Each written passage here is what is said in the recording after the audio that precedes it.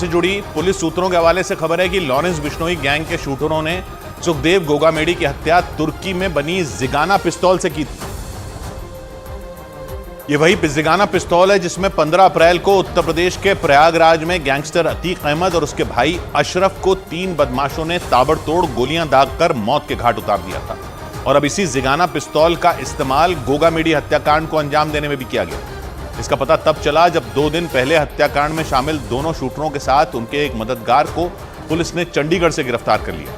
Police को उनके पास से जिगाना पिस्तौल और उसकी कई गोलियां बरामद हुई और पुलिस सूत्रों का दावा है कि पूछताछ के दौरान दोनों शूटरों ने जिगाना पिस्तौल से सुखदेव गोगामेडी की हत्या करने की बात कबूल कर ली। दावा यह भी है कि 5 दिसंबर को हत्याकांड को अंजाम देने से कुछ घंटे पहले ही शूटरों तक जिगाना पिस्तौल पहुंचाई गई थी और फिर उसी जिगाना पिस्तौल से शूटर नितिन फौजी और शूटर रोहित राठौड़ ने सुखदेव सिंह गोगामेडी को गोलियों से छलनी कर दिया था। हत्याकांड के एक वीडियो में दोनों शूटर जिगाना पिस्तौल से गोगामेडी पर ताबड़तोड़ गोलियां दागते नजर आए थे। पुलिस के मुताबिक वारदात को अंजाम देने के दौरान दोनों शूटरों ने जिगाना पिस्तौल से कमरे के अंदर 17 गोलियां चलाई थी। इनमें 8 गोलियां गोगामेडी के शरीर से मिली थी। इस पिस्तौल की सबसे बड़ी खासियत ये कि एक बार में 15 गोलियां बरसाने की ताकत रखती है। मतलब एक बार जब इस पिस्तौल का मुंह खुल गया तो सामने वाले को बचने तक का मौका नहीं मिलता। माना जाता है कि इसी वजह से लॉरेंस बिश्नोई गैंग किसी भी वारदात को अंजाम देने के लिए जिगाना पिस्तौल पर ही सबसे ज्यादा भरोसा करता है। इस हत्याकांड में शामिल शूटर नितिन फौजी के पास से पुलिस को जिगाना पिस्तौल मिली और पुलिस सूत्रों का दावा है कि पूछताछ में उसने जिगाना पिस्तौल से गोगामेडी हत्याकांड को अंजाम देने की बात भी कबूल कर ली। लेकिन यह पहली बार नहीं है जब किसी वारदात को अंजाम देने के लिए तुर्की में बनने वाली जिगाना पिस्तौल का इस्तेमाल किया गया।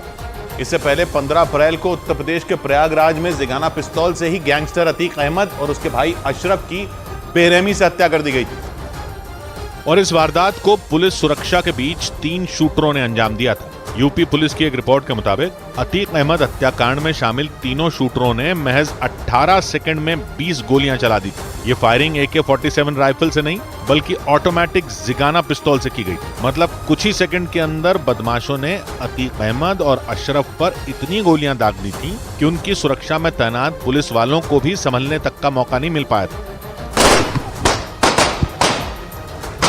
पुलिस सूत्रों का दावा है कि अतीक अहमद हत्याकांड से ठीक 10 महीने पहले यानी पिछले साल 29 मई को पंजाब में सिद्धू मूसेवाला हत्याकांड में भी इसी जिगाना पिस्तौल का इस्तेमाल किया गया था। आरोप यह है कि पंजाबी गायक मूसेवाला पर लॉरेंस गैंग के 8 शूटरों ने अलग अलग हथियारों से गोलियां चलाई थी और उन घातक हथियारों में जिगाना पिस्तौल भी शामिल थी। मतलब जिस हथियार से सिद्धू मूसेवाला और गैंगस्टर अतीक अहमद की हत्या की गई उसी जिगाना पिस्तौल से सुखदेव गोगामेडी को भी मार दिया गया।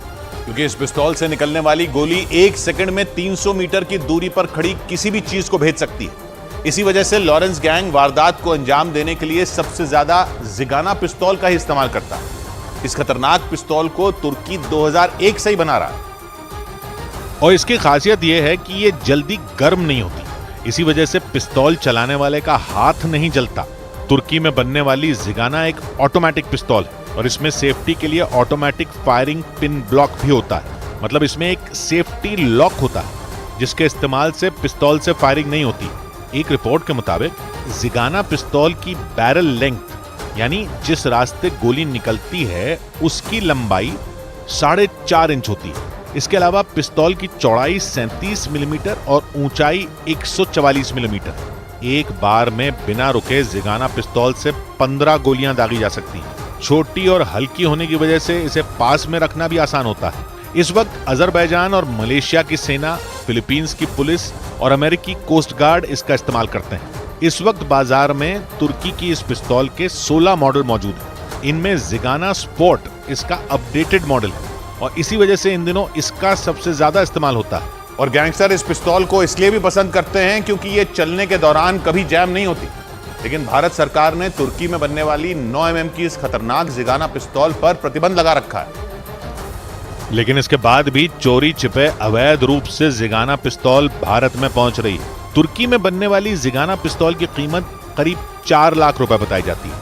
हालांकि भारत में अवैध रूप से लाए जाने की वजह से इसकी कीमत बढ़ जाती है। भारत में 5 से 7 लाख रुपए में इस हथियार के मिलने का दावा किया जाता है। जाम नहीं होने की वजह से गैंगस्टर इसे खरीदने के लिए 10 से 12 लाख रुपए तक देने को तैयार रहते हैं। लेकिन भारत सरकार ने इसके इस्तेमाल पर प्रतिबंध लगा रखा है, क्योंकि जिगाना 9 mm चेम्बर वाली पिस्तौल है और 1959 का शस्त्र अधिनियम किसी भी भारतीय नागरिक को 9 mm की पिस्तौल का लाइसेंस रखने से रोकता है।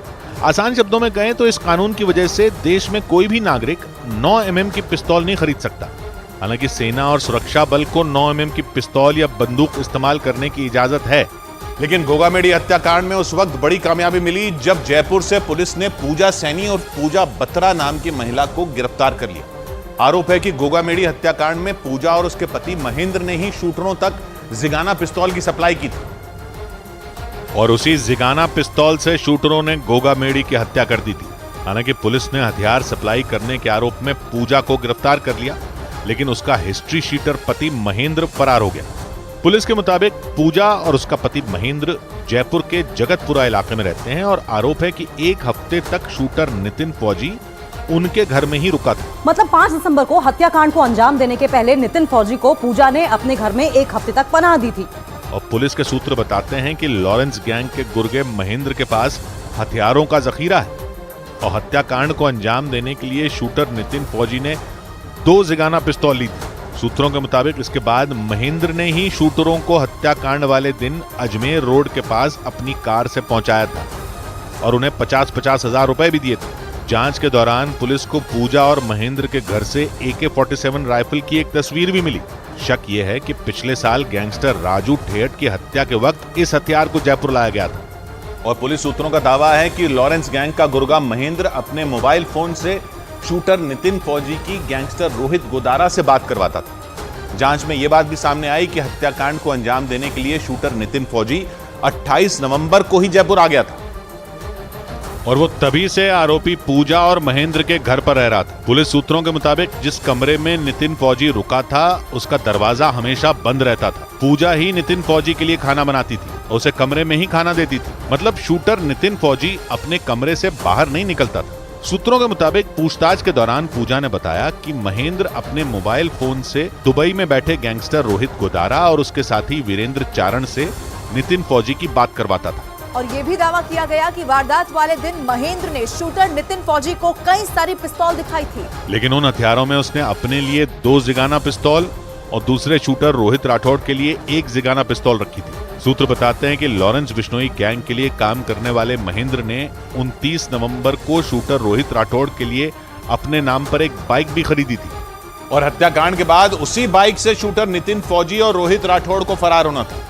पुलिस सूत्रों के मुताबिक लॉरेंस गैंग का प्लान यह था कि गोगामेडी के घर से कुछ ही दूरी पर शूटरों के लिए पहले से ही बाइक खड़ी मिलेगी ताकि हत्याकांड को अंजाम देने के बाद शूटर नितिन फौजी और शूटर रोहित राठौड़ आसानी से फरार हो सके। लेकिन पुलिस सूत्रों के मुताबिक लॉरेंस गैंग का यह प्लान किसी वजह से ऐन वक्त पर फेल हो गया था, क्योंकि जैसे ही दोनों शूटर जिगाना पिस्तौल से गोगामेडी की हत्या करने के बाद दौड़ते हुए गली के नुक्कड़ पर पहुंचे तो उन्हें वहां कोई बाइक नहीं मिली थी। शूटरों का दावा है कि बाइक नहीं मिलने की वजह से दोनों शूटरों को पकड़े जाने का डर सताने लगा था और इसी वजह से दोनों बुरी तरह घबरा गए थे। इसके बाद फरार होने के लिए शूटर नितिन और शूटर रोहित ने एक कार को रोकने की कोशिश की, लेकिन उनके हाथों में हथियार देखते ही ड्राइवर ने वहां से कार दौड़ा दी थी। इसके बाद दोनों ने एक स्कूटर सवार को निशाना बनाया। स्कूटर छीनने के लिए दोनों ने उसके गाल और कमर पर गोली तक मार दी और फिर उसी के स्कूटर से दोनों वहां से फरार हो गए थे।